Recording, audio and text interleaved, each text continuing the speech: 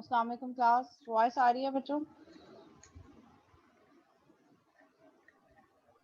वालेकुम सलाम। Yes miss आ रही है बस। Okay okay. Object oriented analysis and design का कोर्स है। कोर्स आउटलाइन भी मैं आप लोगों के साथ शेयर कर देती हूँ। पहले हम कोर्स आउटलाइन डिस्कस कर लेते हैं। 2 मिनट वेट कर लें, बच्चे आ रहे हैं क्योंकि वो लिंक कोई गलत आ गया था। जी उसमें जी सॉफ्टवेयर बिल्कुल। इंजीनियरिंग लिखा आ रहा था। ओके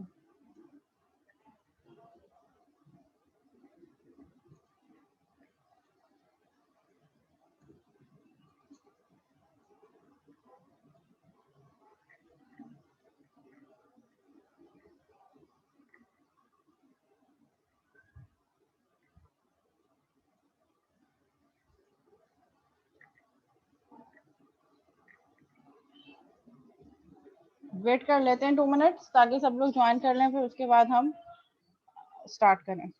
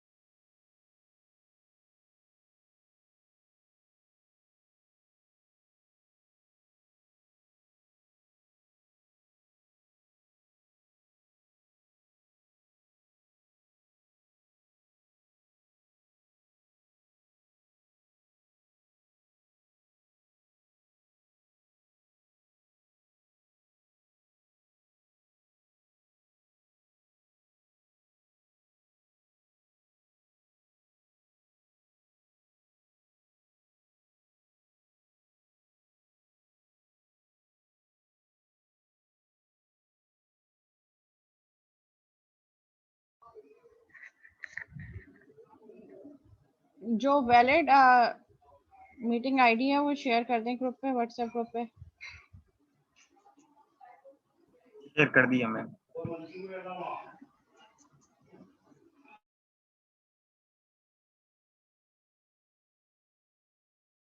या आई गेस जो सेम मैसेज था एससी वाला ग्रुप, वही शायद मैसेज यहाँ भी फॉरवर्ड हो गया।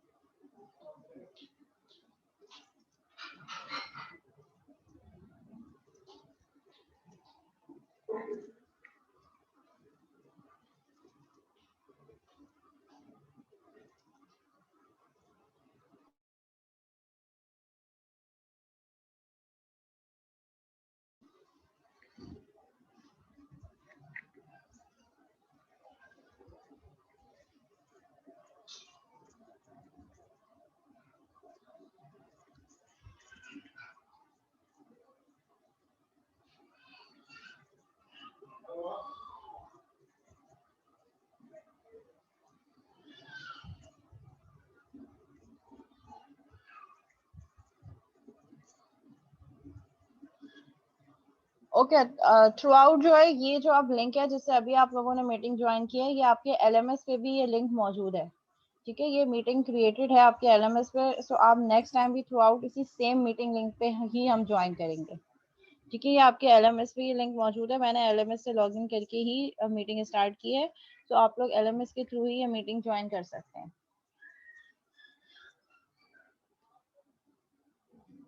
एलएमएस से लॉगिन करने से एक एडवांटेज ये होगा कि इन बिटवीन अगर at the time of attendance due to any reason आपकी अगर जो है वो अटेंडेंस मार्क नहीं हो सकती, लाइट चली गई, इंटरनेट प्रॉब्लम कर रहा है, तो वो लॉग से मैं उठा सकती हूँ कि ये स्टूडेंट लॉग में, अगर आपने एलएमएस के थ्रू ज्वाइन किया होगा तो उससे आपका लॉग में डाटा मौजूद होगा कि आपने कब ज्वाइन किया, कितनी देर तक आप प्रेजेंट रहे, तो वहां से फिर अटेंडेंस मार्क करना आसान हो जाएगी। और मैं जिनका एलएमएस बंद है, जिनका एलएमएस बंद है वो मजबूरी के तौर पे तो फिर वो डायरेक्ट लिंक से करें।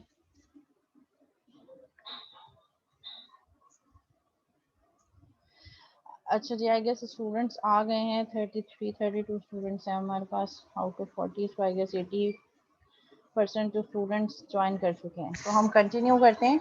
Object oriented analysis and design का हमारा कोर्स है, जिसकी प्री रिक्विजिट कोर्स हमारे पास ऑब्जेक्ट ओरिएंटेड प्रोग्रामिंग है।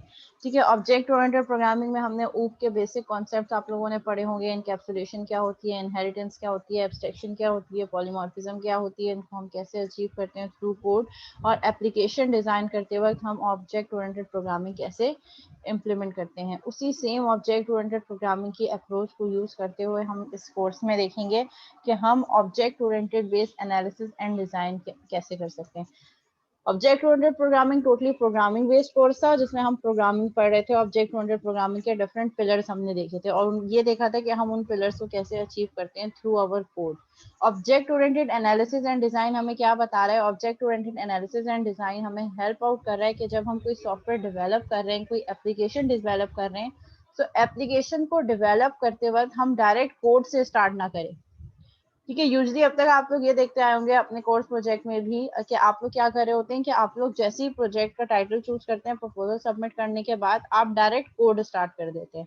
Object oriented analysis and design हमें क्या कह रहा है कि डायरेक्ट कोड स्टार्ट करने से पहले हमें जो एप्लीकेशन डिजाइन करनी है, जो सिस्टम हम डिजाइन करने जा रहे हैं, हम पहले उसको एनालिसिस और डिजाइन परफॉर्म करें। मीन्स पहले हम ये आइडेंटिफाई कर लें कि हमें क्या बनाना है और कैसे बनाना है, और फिर हम उसकी इम्प्लीमेंटेशन पे जाएं। Means analysis answer what should be the function requirements of the system, and design is how can we achieve that functions.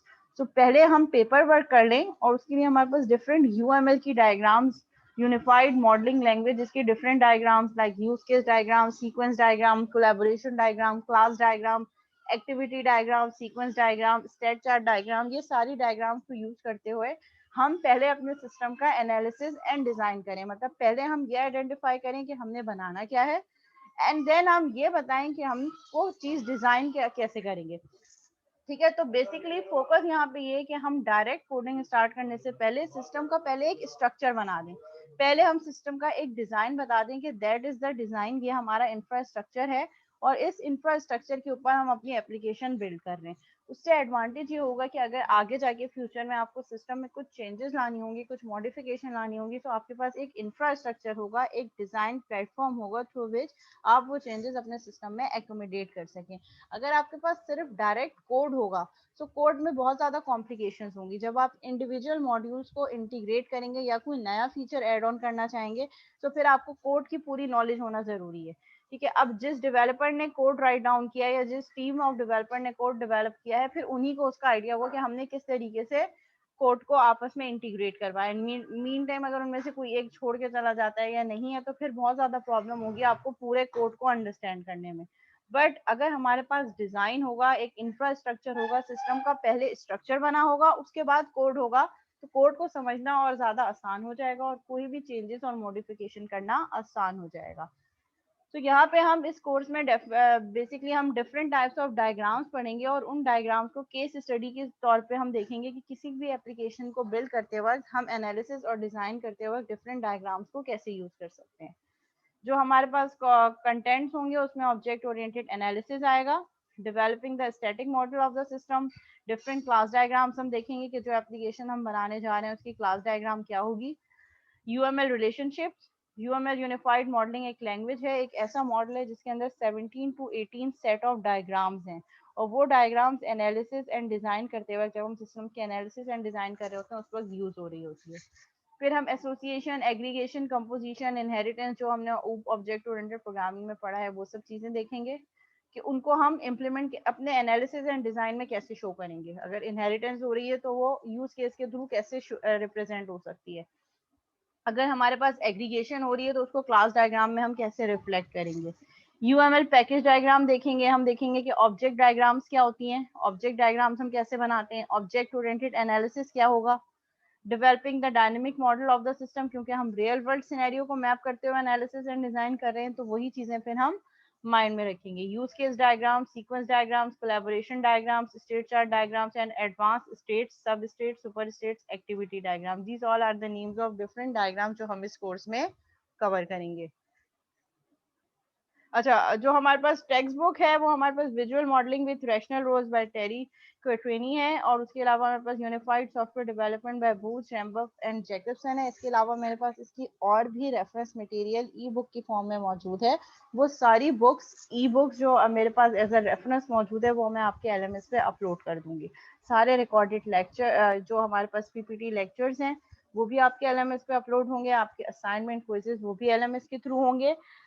इसके अलावा जो रिकॉर्डेड लेक्चर्स हैं इनका लिंक LMS पे शेयर होगा, और ये रिकॉर्डेड लेक्चर्स आपको लाइव आप देख सकते हैं। यूट्यूब का चैनल है मेरा, उसका मैं लिंक आपको जो है वो व्हाट्सएप ग्रुप पे सेंड कर दूंगी। तो उस व्हाट्सएप ग्रुप पे आप जो है वो चैनल पे भी रिकॉर्डेड लेक्चर्स मौजूद होंगे, और उसका लिंक आपके LMS पे भी जो है वो मौजूद होगा। ठीक है, ये रेफरेंस बुक मेरे पास तमाम ई बुक्स मौजूद हैं। ठीक है, ये तमाम ई बुक जो है मैं आपकी LMS पे शेयर कर दूंगी। एक मेरे पास ई बुक है, मैं शेयर कर देती हूँ आपके साथ। Word with UML, object oriented analysis and design using the UML। ठीक है, इसमें दिखाया है कि डिफरेंट UML डायग्राम्स कौन कौन सी हैं, कुछ ओवरव्यू है हमारे पास डिफरेंट प्रोसेस मॉडल्स का सॉफ्टवेयर की। फिर उसके बाद ऑब्जेक्ट ओरिएंटेशन है कि हम स्ट्रक्चर प्रोग्रामिंग को छोड़ के ऑब्जेक्ट ओरिएंटेड अप्रोच क्यों यूज करते हैं।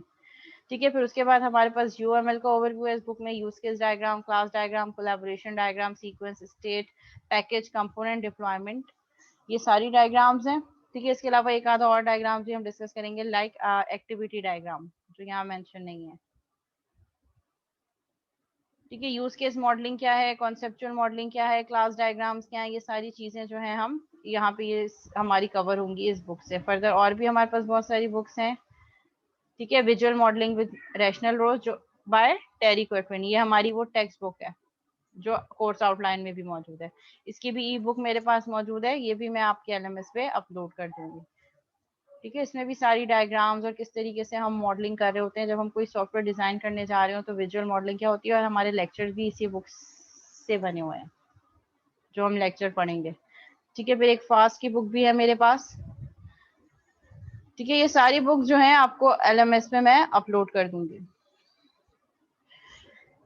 ठीक है, वापस आते हैं कोर्स आउटलाइन पे। कंटेंट्स एक दफा देख लेते हैं। अच्छा, मार्क्स डिस्ट्रीब्यूशन देख लेते हैं। मार्क्स डिस्ट्रीब्यूशन हमारे पास क्या है, मिनिमम 5 क्विजेस होंगे, मैक्सिमम कितने भी हो सकते हैं। -1, -2, -3 का मेरी उसमें कोई कॉन्सेप्ट नहीं है, जितने क्विजेस होंगे वो सब कंसीडर होंगे। हाँ, एक चीज ये हो सकती है कि क्लास पार्टिसिपेशन की बेसिस पे, जो आपकी क्लास पार्टिसिपेशन है, आप जिस तरीके से क्लास में इंटरेक्ट कर रहे हैं, मेरी क्यूरीज को रिस्पॉन्ड कर रहे हैं, उसकी बेसिस पे बोनस मार्क्स क्विजेस में एडजस्ट हो सकते हैं अगर किसी के हुए। क्विज के अलावा क्विज अनाउंस भी हो सकते हैं और अनअनाउंस क्विज भी हो सकते हैं, लाइक सरप्राइज क्विज भी हो सकता है। लेट सपोज मैंने एक टॉपिक एंड किया और मुझे लग रहा है कि इससे रिलेटेड मैं क्विज ले सकती हूँ, तो मैं सरप्राइज क्विज भी ले सकती हूँ। ठीक है, दूसरी चीज ये कि हमारे पास जो है बोनस क्विज भी होंगे। बोनस क्विज जो है वो मैंडेटरी नहीं होंगे, लेकिन अगर आपने परफॉर्म कर दिया और सही परफॉर्म किया तो उसके मार्क्स भी जो मैंने आपको कहा कि क्विजेज में कहीं ना कहीं एडजस्ट हो जाएंगे। लेट सपोज अगर किसी के 5 क्विजेज में से एक क्विज किसी ने नहीं दिया, तो वो बोनस अगर उसने मार्क्स उसने गेन किया है तो वो बोनस मार्क्स उसके एक में 0 लगने से बेटर है कि बोनस के कुछ मार्क्स लग जाएंगे। तो इस तरीके से मैं एडजस्टमेंट कर रही होती हूँ। ठीक है, असाइनमेंट मिनिमम 3 होंगे, और ये जो मार्क्स की ये जो डिस्ट्रीब्यूशन है इट्स नॉट फाइनल। ठीक है, ये टेंटेटिव है। क्विजेस 10 होंगे, 10 से ज्यादा नहीं होंगे, कम मार्क्स के हो सकते हैं। असाइनमेंट में भी कैन बी ऑफ 5 to 10%। ठीक है, ऐसा हो सकता है 10 मार्क्स के क्विजेस हो, 10 मार्क्स के असाइनमेंट हो। मिड टर्म हम 30 का नहीं, हम 25 का रखेंगे, 20 to 25। अगर हमारे पास मिड टर्म 25 का होता है तो फिर प्रोजेक्ट 20 का चला जाएगा, और अगर मैं मिड टर्म 20 का करती हूँ तो प्रोजेक्ट 20 एंड 5 मार्क्स में आपके क्लास पार्टिसिपेशन के रखूंगी। फाइनल 40 का ही होगा सेम, मिड टर्म 20 या 25, और प्रोजेक्ट भी इस तरह 15 या 20। ठीक है, सो ये टेंटेटिव है, मैं टाइम टू टाइम आपको अपडेट करती रहूंगी। अच्छा, प्रोजेक्ट होगा क्या, कैसे बनेगा, उसके लिए मैं आपको एक चीज बता दूं। जिस तरह आप लोगों ने ऑब्जेक्ट ओरिएंटेड प्रोग्रामिंग में बच्चे करते आ रहे हैं, अभी तक करते हैं ऑब्जेक्ट ओरिएंटेड प्रोग्रामिंग के कोर्स में, बच्चे ये करते हैं कि नहीं, प्रोजेक्ट के जो है प्रपोजल्स आप खुद सबमिट करवाएंगे, मैं आपको टेम्पलेट दे दूंगी, टॉपिक्स आप खुद लेकर आएंगे। ठीक है, आप कोई भी डेस्कटॉप बेस्ड ऐप बनाना चाह रहे हैं आप वो बना सकते हैं, वेब बेस्ड एप्लीकेशन बनाना चाहें वो बना सकते हैं, मोबाइल बेस्ड एप्लीकेशन बनाना चाहें वो बना सकते हैं। It's totally up to you. किसी भी प्लेटफॉर्म पे बनाएं, सब कुछ जो है आपको टोटल जो है वो इंडिपेंडेंस है, कोई लिमिटेशन कोई डिपेंडेंसी नहीं है। एक डिपेंडेंसी है कि एक तो ये कि एनालिसिस एंड डिजाइन, ये जो सारी डायग्राम्स हम पढ़ेंगे ये सारी डायग्राम्स पहले आप ड्रॉ करेंगे टाइम टू टाइम। ठीक है, पहले हम क्या करेंगे नेक्स्ट वीक जो कि है हमारी नेक्स्ट वीक में नेक्स्ट क्लास है ट्यूसडे जो कि हमारी 4th क्लास होगी, उसमें आप अपने प्रोजेक्ट प्रपोजल सबमिट करवाएंगे। ठीक है, डेट होगी हमारे पास एक कल ट्यूसडे है जो कि 1 है, ओके 8 जून। 8 जून को आप प्रोजेक्ट प्रपोजल सबमिट करवाएंगे। ठीक है, टेम्पलेट मैं आपको प्रोवाइड कर दूंगी, आपने सिर्फ प्रोजेक्ट का टाइटल या जो आपने एप्लीकेशन बनानी है उस एप्लीकेशन का टाइटल और उसके फीचर्स, कि आप क्या फीचर्स या क्या फंक्शनल रिक्वायरमेंट्स उसकी होंगी जस्ट वो राइट डाउन करेंगे। ठीक है, फिर उसके बाद हम time to time project report साथ साथ मेंटेन करते रहेंगे। ठीक है, मैं ऐसा कुछ नहीं कह रही कि project at the end of semester he evaluate होगा, प्रोजेक्ट जो 15 या 20 मार्क्स का होगा उसके मार्क्स को मैं डिवाइड करूंगी। साथ साथ हम प्रोजेक्ट के जैसे जैसे हमने यूज केस डायग्राम पढ़ ली, आप अपने प्रोजेक्ट के रिस्पेक्ट से यूज केस डायग्राम मैं चाहे आपको कहूँ या ना कहूँ आपने उसको साथ साथ मेंटेन करना है, ताकि at the end of semester ये समर है इसमें ज्यादा टाइम नहीं होगा, जो जो चीजें हम पढ़ते जा रहे हैं उसको अपने प्रोजेक्ट के रिस्पेक्ट से अपडेट करते रहें। टाइम टू टाइम आप मुझे चेक करवा सकते हैं, कुछ उसमें प्रॉब्लम आ रही है कहीं स्टक हुए हैं मुझसे पूछ सकते हैं।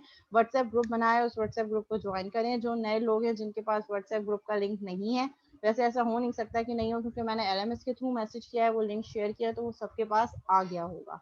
ठीक है, तो क्लास रिलेटेड डिस्कशन को हम व्हाट्सएप ग्रुप में करेंगे।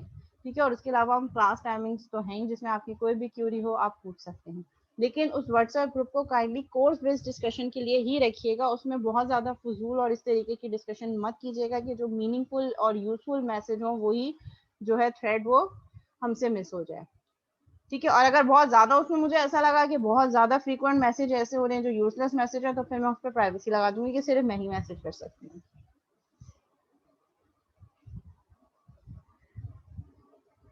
ठीक है, और जो जो डायग्राम्स हम क्लास में कोर्स में पढ़ेंगे वो सारी की सारी डायग्राम्स आप अपने प्रोजेक्ट रिपोर्ट में ऐड करेंगे। ठीक है, प्रोजेक्ट रिपोर्ट ऐसी कोई हार्ड फास्ट नहीं होगी कि आपने एसआरएस बनाना है, इस तरीके की डॉक्यूमेंट बनानी है, टेम्पलेट मैं आपको दूंगी, ज्यादा फोकस उसमें डायग्राम्स पे होगा। यूज केस आपने जो एप्लीकेशन दी, लेट सपोज अगर कोई कह रहा है कि मैं लर्निंग मैनेजमेंट सिस्टम बना रहा हूँ उसके ये 5 फीचर्स है, तो उस लर्निंग मैनेजमेंट सिस्टम के 5 फीचर्स की यूज केस डायग्राम होनी चाहिए। अब इट्स अप टू यू कि आप एक ही डिटेल यूज केस बनाते हैं या आप फंक्शनैलिटी वाइज या रोल वाइज, जैसे अगर कोई स्टूडेंट मैनेजमेंट सिस्टम बना रहा है तो उसमें एक रोल टीचर का हो सकता है, एक स्टूडेंट का हो सकता है, एक एडमिन का हो सकता है, तो आप चाहें तो अलग अलग रोल की अलग, टोटली अप टू यू कि आप किस तरीके से ब्रेकिंग करके उसको लेके चल रहे हैं। फिर उसी की क्लास डायग्राम बनेगी, मतलब जो जो डायग्राम्स जिनके मैं बार बार नाम भी ले रही हूँ क्लास में, और ये जो आपके पास कोर्स आउटलाइन में भी शो हो रहे हैं, ये सारी तमाम डायग्राम्स मौजूद होनी चाहिए। और फिर जब आप कोड करेंगे वो कोड करते वक्त वही डायग्राम्स को मैं चेक करूंगी, मींस के क्रॉस चेकिंग होगी कि जो यूज केस डायग्राम आपने अगर कहा है कि एडमिन ये काम कर रहा है तो आपके सिस्टम में एडमिन वही काम कर रहा हो, ना उससे ज्यादा ना उससे कम। इसी तरह आपने स्टूडेंट के रोल बताएं तो जो चीज आपने एनालिसिस और डिजाइन किया है उसी के अकॉर्डिंगली आपका कोड होगा। यही कोर्स में हम चेक कर रहे होते हैं कि पहले आप जो चीज बनाने जा रहे हैं आप उसके एनालिसिस एंड डिजाइन दें और फिर एनालिसिस और डिजाइन को देखते हुए आप कोड इम्प्लीमेंट करें। एक चीज, दूसरी रिक्वायरमेंट प्रोजेक्ट की जो ये है, एक तो ये हो गया कि जो एनालिसिस और डिजाइन होगी उसी की इम्प्लीमेंटेशन होगी। दूसरी चीज ये कि हम जब यूज केस पढ़ेंगे तो उसमें हम कुछ डिफरेंट रोल्स ऑफ क्लासेस देखेंगे कि we have boundary classes, we have entity classes and we have control classes. Object oriented programming पे काम होगा, ऐसा नहीं होगा कि बटन के क्लिक होने पे कोड डायरेक्ट डेटाबेस में जा रहा है। ठीक है, हम आगे जाके पढ़ेंगे कि बाउंड्री क्लासेस क्या होती हैं, हम पढ़ेंगे कि एंटिटी क्लास क्या होती है, हम पढ़ेंगे कंट्रोल क्लास क्या होती है।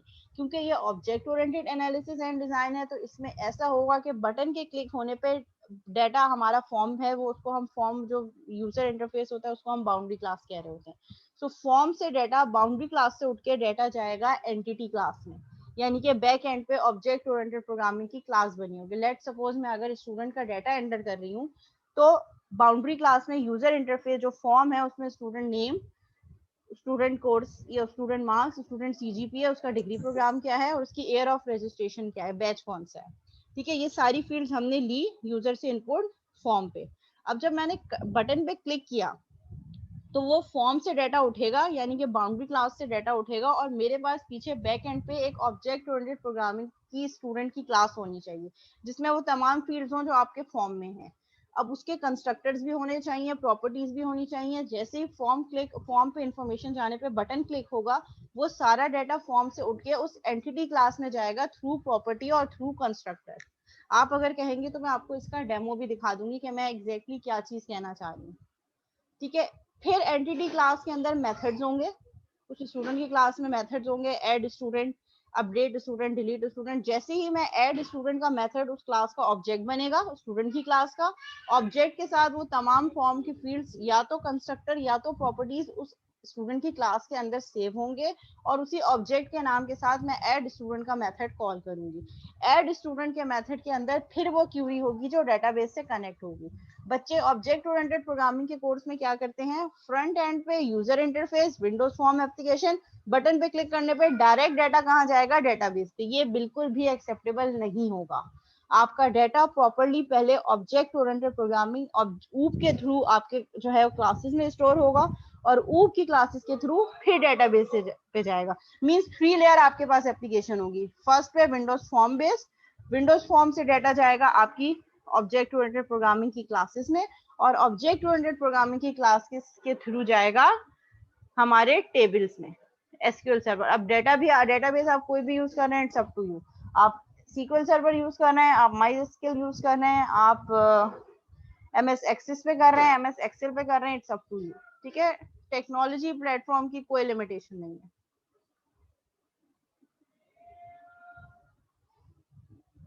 ये जो चीजें मैं कह रही हूँ, ये चीजें आप ऊप से पढ़ के आए हैं।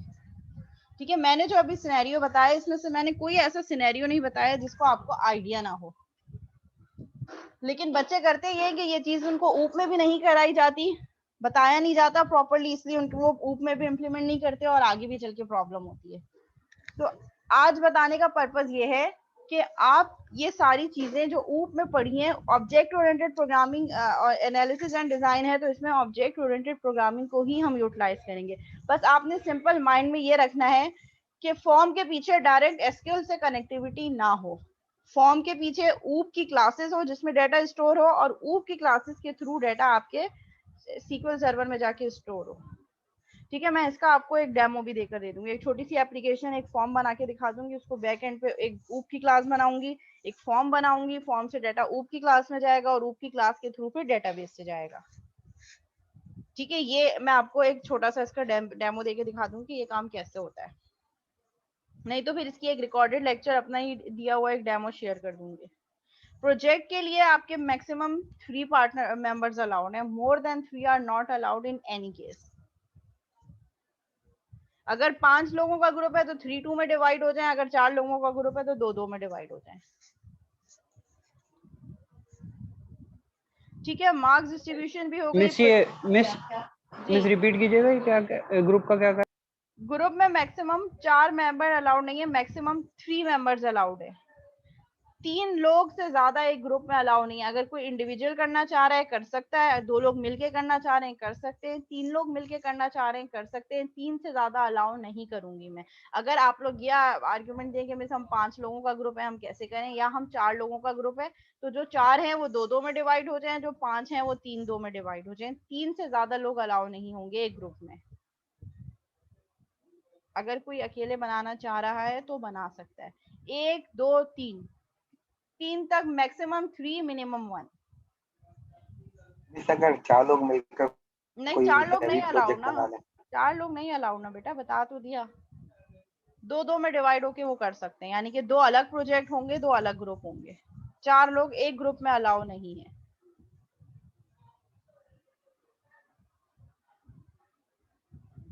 ठीक है, ये हमारे पास कोर्स आउटलाइन है। ठीक है, ये हम देखेंगे कि हम ये सारे टॉपिक इंशाल्लाह इसी सीक्वेंस में कवर कर रहे होंगे। ठीक है, सबसे पहले हमारे पास introduction to analysis and design है। सबसे पहले तो हम ये देखेंगे कि एनालिसिस एंड डिजाइन हमारे पास होता क्या है, जनरल डेफिनेशन। फिर उसके बाद हम डिफरेंस देखेंगे SAD and double OD. SAD structured analysis and design, ठीक है, SAD stand for structure analysis and design. हम देखेंगे कि स्ट्रक्चर एनालिसिस डिजाइन क्या होता है, और फिर हम देखेंगे कि हमारे पास object oriented analysis and design किस तरीके से डिफरेंट होता है SAD से।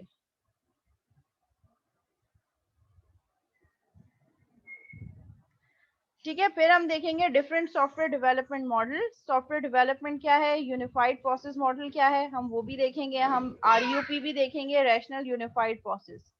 ठीक है, फिर हम देखेंगे कि USD क्या है हमारे पास, USD के डिफरेंट फेजेस क्या है software development. USD stand for software development. हम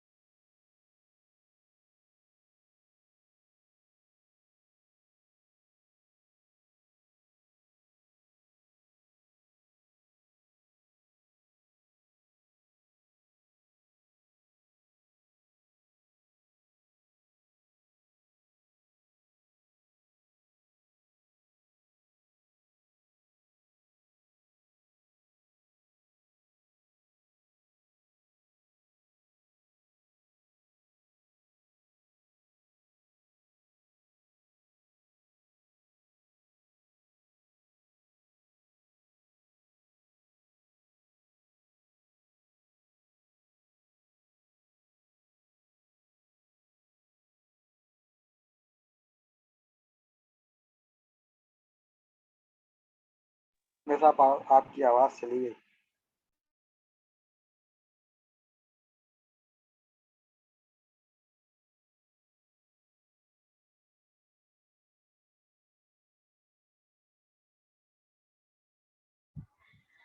ओके, अब आ रही है आवाज? यस मिस आ रही है। ठीक है, ठीक है, तो हमारे पास हम डिफरेंस देखेंगे कि SAD एंड OOD में क्या डिफरेंस है। Structured analysis and design and OOD object oriented analysis and design में हमारे पास क्या डिफरेंस है। हम object oriented analysis and design क्यों चूज करते हैं ओवर द SAD। फिर हम देखेंगे कि सॉफ्टवेयर डेवलपमेंट प्रोसेस क्या है हमारे पास, और सॉफ्टवेयर डेवलपमेंट के डिफरेंट फेजेस क्या हैं हमारे पास। ठीक है, यूनिवर्सल सॉफ्टवेयर डेवलपमेंट प्रोसेस क्या है, जब हम किसी भी सॉफ्टवेयर को डेवलप कर रहे होते हैं तो वो कौन कौन से फेजेस हैं जिसके थ्रू एक सॉफ्टवेयर जो है उन फेजेस के थ्रू होते हुए कंप्लीट होता है। फिर हम वर्कफ्लोज देखेंगे, फिर हम देखेंगे कि यूज केसेस क्या होते हैं और यूज केसेस की हमें क्या रिक्वायरमेंट होगी। अच्छा, इस पूरे कोर्स को थोड़ा सा आसान करने के लिए हम ऐसा करेंगे कि एक केस स्टडी है, उस केस स्टडी के लिए हम ये तमाम डायग्राम्स डिस्कस करेंगे। उससे आपको एडवांटेज ये होगा कि जब एक केस स्टडी के थ्रू हम सारी इम्प्लीमेंटेशन देखेंगे तो आप अपने प्रोजेक्ट को इजीली विजुअलाइज करके ये सारा काम जब ये डायग्राम्स बनाएंगे तो क्योंकि हमने कोर्स में पढ़ा होगा तो आपके लिए गेट करना और ज़्यादा आसान हो जाएगा।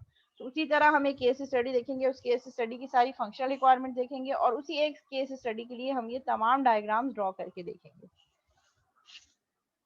ठीक है, फिर हम देखेंगे कि यूज केस स्टीरियोटाइप्स क्या होते हैं, case studies about use case diagram. फिर हम यूज केस डायग्राम से रिलेटेड डिफरेंट केस स्टडीज देखेंगे, उसमें आपको कुछ असाइनमेंट्स वगैरह भी करवाऊंगी, कुछ केस स्टडीज मैं खुद से दूंगी और फिर मैं आपसे कहूंगी कि यूज केस डायग्राम आप इसकी ड्रॉ करें। फिर हम देखेंगे कि एक्टिविटी डायग्राम क्या होती है, उसकी डिफरेंट नोटेशंस क्या होती है। यूजुअली हम इस कोर्स में डिफरेंट डायग्राम्स देखेंगे with respect to any software की। ये मेरे पास एक सॉफ्टवेयर है जिसको मैंने डेवलप करना है और इसको डेवलप करने के लिए ये डिफरेंट डायग्राम्स हमने ड्रॉ किए हैं सो दैट हम एनालिसिस एंड डिजाइन प्रॉपर कर सके। फिर हम एक्टिविटी डायग्राम से रिलेटेड केस स्टडीज देखेंगे। सो टोटली ऐसा नहीं होगा कि इस कोर्स में सिर्फ कहानियां हैं, वो सारी चीजें हम उस केस स्टडी के अकॉर्डिंगली इम्प्लीमेंट भी करके देखेंगे। फिर हम देखेंगे कि यूज केस रियलाइजेशन, जो हमने यूज केस ऊपर बनाए हैं हम उसको उसकी रियलाइजेशन कैसे देते हैं।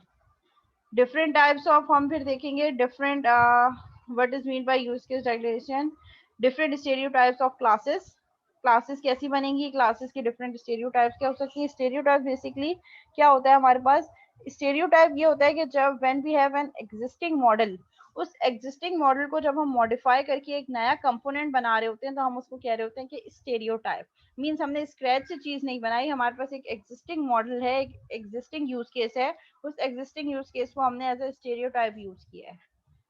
मीन्स एज अ डमी बना दिया। एक चीज मेरे पास मौजूद है, उसी को यूज करते हो, उसी कंपोनेंट को यूज करते हो, मैंने थोड़ी सी मॉडिफिकेशन करके एक नया जो है वो मॉडल बना दिया, उसको हम स्टेरियोटाइप कह रहे हैं।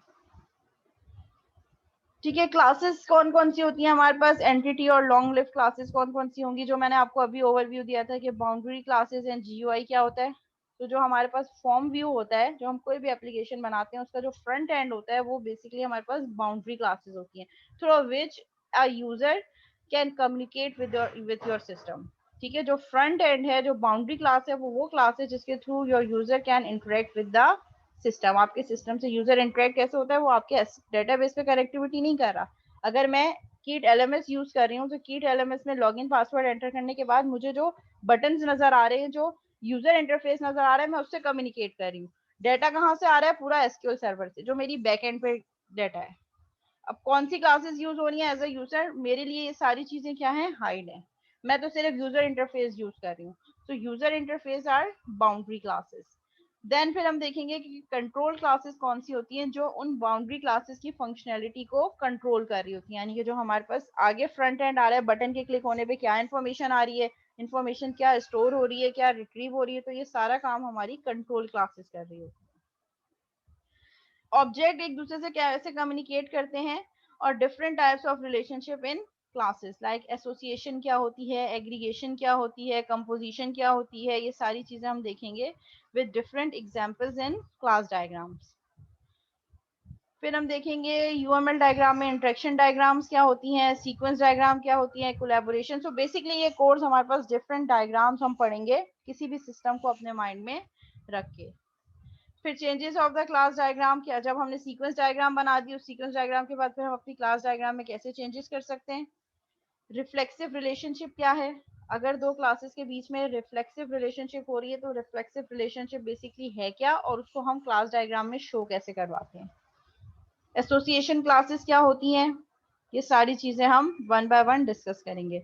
Homogenization of the system, system की होमोजेनाइजेशन कैसे होती है। लेट सपोज आपने डायग्राम्स बना दिया, अब आगे जाके आप चाह रहे हैं कि उन डायग्राम्स को या उनको आप थोड़ा सा मॉडिफाई करें, तो that would be the homogenization of the system. कौन सी क्लास को मॉडिफाई करना है, कौन सी क्लासेस को और फर्दर क्लासेस में स्प्लिट करना है, कौन सी क्लास को एक कंपोजिट क्लास बनाना है, कौन सी क्लास को एज इट इज डिलीट ही कर देना है। तो ये सारी चीजें जब आप ये सारी डायग्राम्स बना चुके होते हैं, उसके बाद फिर हम विजुलाइज कर रहे होते हैं कि कौन सी क्लास को का काम हम एक क्लास में डाल सकते हैं, कौन सी क्लास को फर्दर क्लासेस में डिवाइड होना चाहिए। तो that is process is called homogenization. ठीक है, changing the class model through homogenization, homogenization के प्रोसेस के थ्रू हमने जो इनिशियल क्लास डायग्राम बनाई होती है, हम उसको चेंज कर रहे होते हैं। फिर हमें रीजन भी देना पड़ता है कि हम क्यों कर रहे हैं, और होमोजेनाइजेशन का प्रोसेस हमने किस तरीके से अचीव किया है। ठीक है, एग्जीक्यूटेबल कंपोनेंट्स कौन से होते हैं, रन टाइम कंपोनेंट्स कौन से होते हैं। ठीक है, class assignment and interface of component. फिर लास्ट में हम देखेंगे कि एब्स्ट्रैक्शन और ये इंटरफेसेस के थ्रू हम किस तरीके से कंपोनेंट्स को आपस में कंबाइन कर रहे होते हैं। तो ये हमारे पास पूरी कोर्स आउटलाइन है, जिसको वन बाय वन हम थ्रू आउट हर क्लास में, हर सेशन में कवर कर रहे होंगे। यहाँ तक कोई सवाल related to project, related to marks, related to contents. Although मैं सारी चीजें बता चुकी हूँ, लेकिन फिर भी अगर कोई क्यूरी है तो आप लोग पूछ सकते हैं।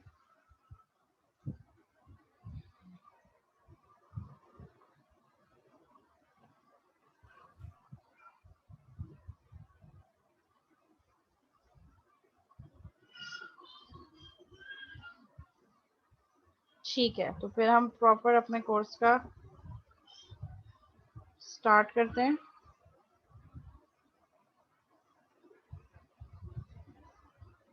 प्रोजेक्ट में डायग्राम भी शो करनी होंगी, और प्रोजेक्ट में वर्किंग सिस्टम वर्किंग डिलीवरेबल भी होगा। और मैं आपके सिस्टम की इवैल्यूएशन उन डायग्राम से करी होंगी कि जो आपने यूएमएल यूज केस डायग्राम्स बनाई हैं, सिस्टम आपका वर्क भी वैसी कर रहा है या नहीं। मतलब आपका एनालिसिस एंड डिजाइन पे ही इम्प्लीमेंटेशन है, या ऐसा तो नहीं कि आपने एनालिसिस और डिजाइन कुछ और किया है और सिस्टम की इम्प्लीमेंटेशन कुछ और है। तो दोनों चीजें चाहिए होंगी eight the time of project evaluation. ये तमाम डायग्राम्स डॉक्यूमेंट, एक डॉक्यूमेंट होगी, उसके फॉर्म में वो सारी डायग्राम्स होंगी, और उसके साथ साथ एक वर्किंग सिस्टम, वर्किंग डिलीवरेबल, ऐसा सिस्टम जो वर्किंग कंडीशन में होगा, जिसका आप प्रोजेक्ट प्रपोजल मुझे 8 जून को सबमिट करवाएंगे।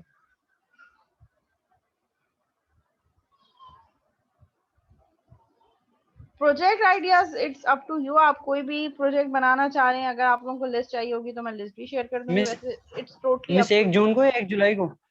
8 जून, 8 जून।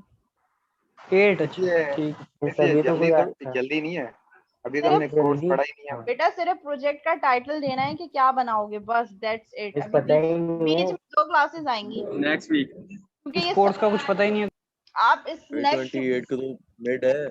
एक मिनट, आप इस कोर्स को ये नहीं समझें कि ये कोर्स नेक्स्ट वीक है, ये यानी कि हमारी मैम 4th क्लास है, मतलब 4th कुछ वीक। पढ़ेंगे तो आइडिया होगा ना कि हम क्या बनाएंगे। तो पढ़ लोगे ना, आज भी पढ़ोगे, कल भी पढ़ोगे, फिर मंडे को भी पढ़ोगे, तो 3 क्लासेस हैं बीच में।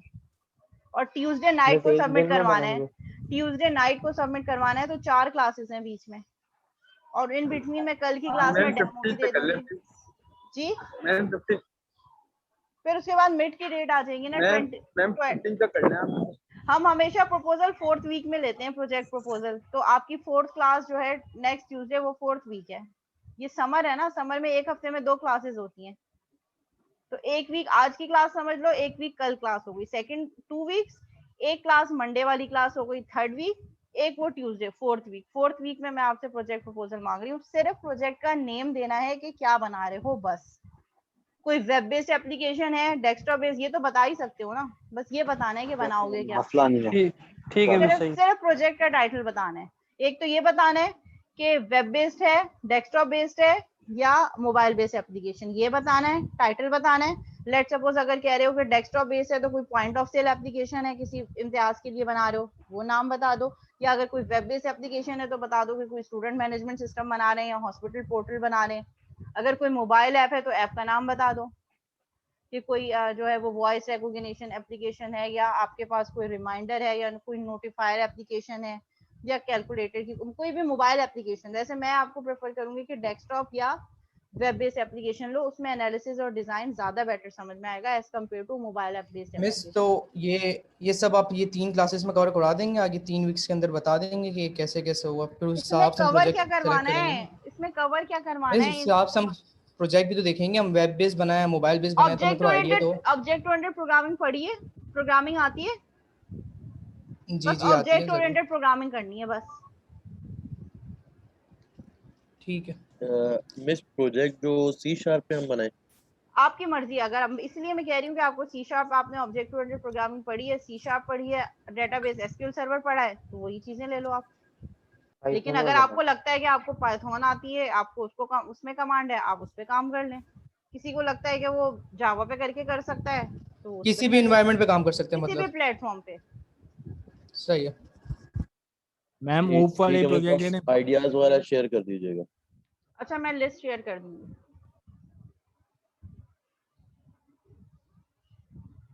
ठीक है। इस कोर्स का ऑब्जेक्टिव ये है, शेयर कर दीजिएगा साथ साथ। देखो Clear इस हो जाए। कोर्स की ऑब्जेक्टिव ये है कि आप कोई भी एप्लीकेशन बनाने जा रहे हो, हम क्योंकि ये object oriented analysis and design है, तो हम ऑब्जेक्ट ओरिएंटेड प्रोग्रामिंग एप्लीकेशन होनी चाहिए। ये एक उसकी लिमिटेशन है, या आप इसकी मेरी तरफ से रिक्वायरमेंट कहते हैं कि जो आप एप्लीकेशन बनाने जा रहे हैं वो ऑब्जेक्ट ओरिएंटेड प्रोग्रामिंग को फॉलो करते हुए आप बनाएंगे। पहली मेन चीज। दूसरी मेन चीज ये कि जो चीज आप बनाएंगे एक्चुअल अभी कोड नहीं करना, अभी सिर्फ उसकी ये सारी डायग्राम जो हम जैसे जैसे पढ़ते जाएंगे, अभी तो सिर्फ प्रपोजल दे रहे हो ना कि हम ये बनाएंगे। नेक्स्ट क्लास तक इंशाल्लाह ट्यूसडे तक कल हम यूज केस डायग्राम तक पहुंच जाएंगे। तो जो आपने प्रपोजल दिया होगा उसी के यूज केस आप कुछ ना कुछ टूटी फूटी बना लोगे। फिर जब हम रियलाइजेशन में जाएंगे, उसी टूटी फूटी यूज केस को आप और ज्यादा जहां तक हम रियलाइजेशन तक पहुंचेंगे तो चीजें और क्लियर होना शुरू हो जाएंगी। तो फिर जो आपने इनिशियल यूज केस डायग्राम दिया आप उसको मॉडिफाई करेंगे, उसको और ज्यादा बेटर करेंगे, फिल्टर करेंगे।